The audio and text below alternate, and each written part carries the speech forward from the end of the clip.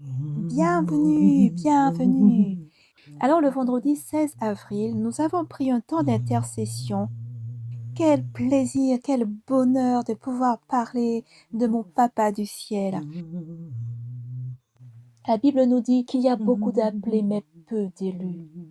En réalité, ce que ça signifie, c'est que beaucoup sont appelés mais que peu répondent à cet appel. C'est pour cela lorsque nous faisons le compte-rendu du partage, des moments de partage que nous avons dans la prière tous ensemble et que vous nous entendez raconter ce que Dieu nous dit, ce que nous avons eu en vision, ce que nous avons entendu. Ça peut paraître extraordinaire, comment ça se fait? C'est possible.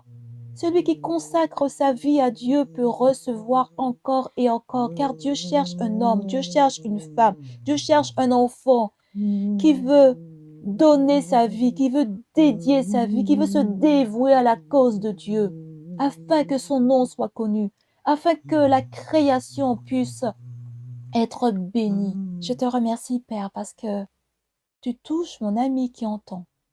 Tu touches là maintenant dans le nom de Jésus. Et tu fais ton travail. Moi, je m'en occupe pas. Je sais que c'est ton œuvre, pas la mienne. Je proclame et je déclare l'aspersion du sang de Jésus sur toi, toi qui écoutes, toi qui entends, toi qui essaies de comprendre ce qui se passe.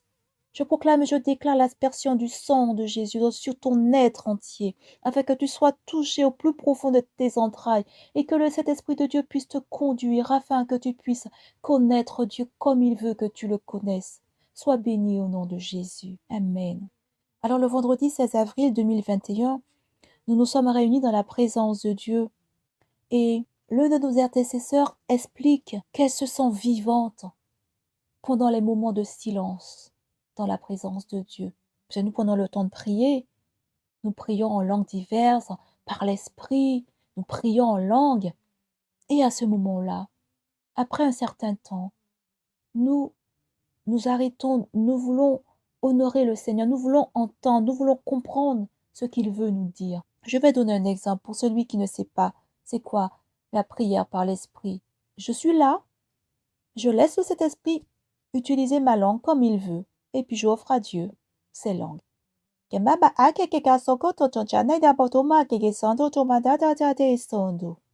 Là, c'est un exemple. Une autre langue.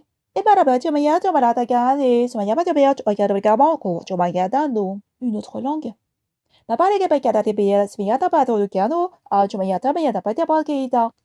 Et on peut continuer encore et encore. Celui qui veut connaître Dieu, Dieu lui donnera la possibilité de le connaître, car la parole de Dieu dit, je me laisserai trouver par celui qui me cherche. Amen.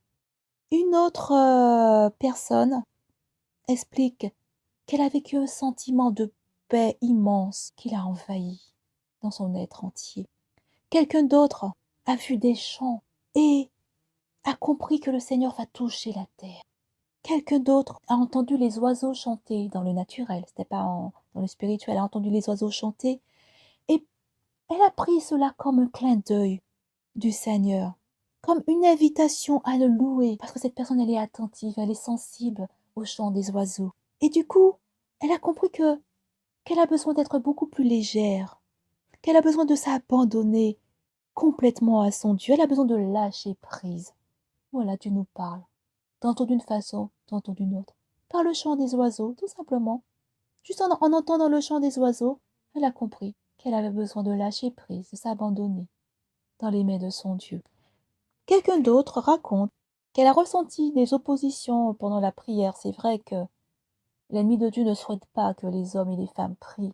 Ça le dérange.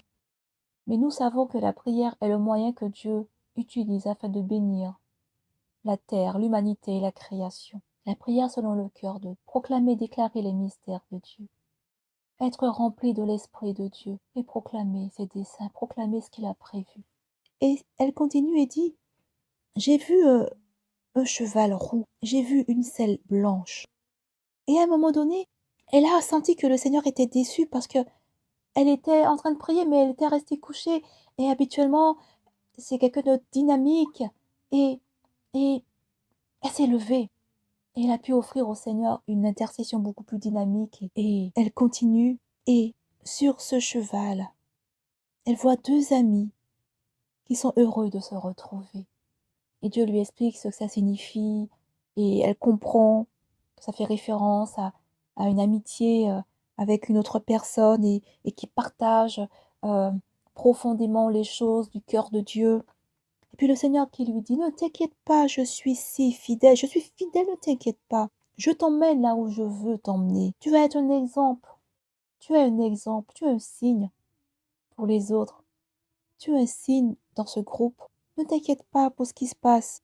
Et puis elle continue à avoir, une vision et elle entend: «Montagne sainte, montagne sainte» et elle voit une petite montagne marron. Avant, elle a pu voir, le pied doigt d'un enfant. Et les couleurs qui se dégageaient de cette vision étaient plutôt de ton jaune et vert.